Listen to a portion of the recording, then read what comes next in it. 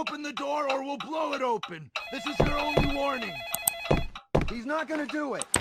Let's move in while we've got him cornered.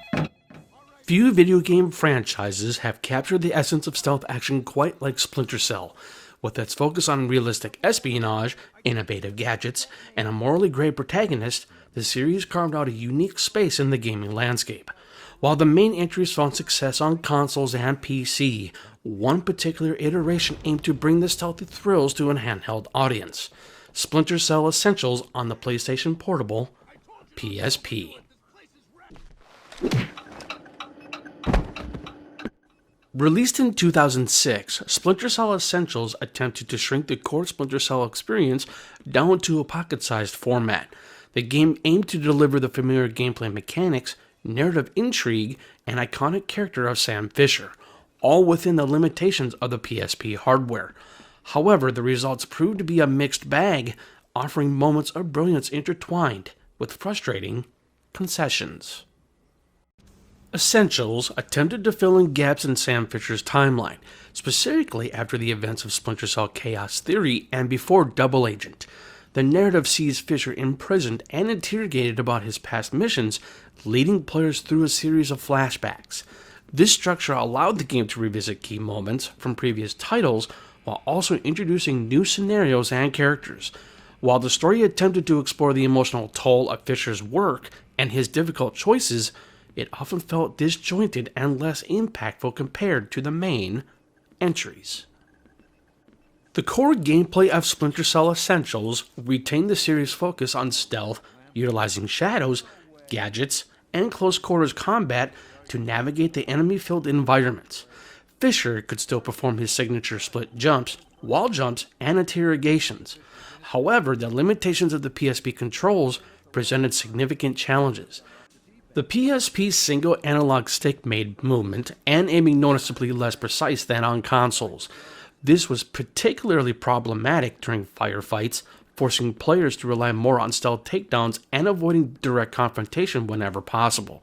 The game also simplified some of the more complex actions, such as lockpicking and hacking, to streamline the experience for the handheld format. The PSP's hardware posed a significant hurdle for recreating the visual fidelity of the console Splinter Cell games. Environments were simplified, textures were muddier, and character models lacked the detail of their counterparts. While the game was visually competent for the PSP, it couldn't escape the limitations of the platform. The sound design, while functional, also felt somewhat lacking. The iconic voice acting of Michael Ironside as Sam Fisher helped to maintain some of the series' atmosphere, but the overall audio experience was less immersive compared to the console releases. Anna, you read. I'm here, Sam. What happened? There was an explosion. Despite its limitations, Splinter Cell Essentials offered some notable highlights. The level design, while simplified, often provided opportunities for creative stealth tactics. The inclusion of familiar gadgets like the sticky camera and optic cable allowed players to maintain situational awareness and plan their attacks.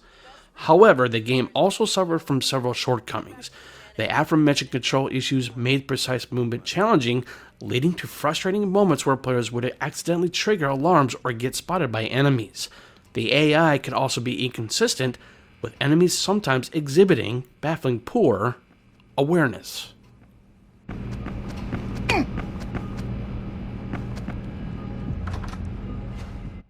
Splinter Cell Essentials ultimately carved out a mixed legacy. It attempted to bring the core Splinter Cell experience to a handheld audience, but the limitations of the PSP hardware forced compromises that impacted gameplay and presentation.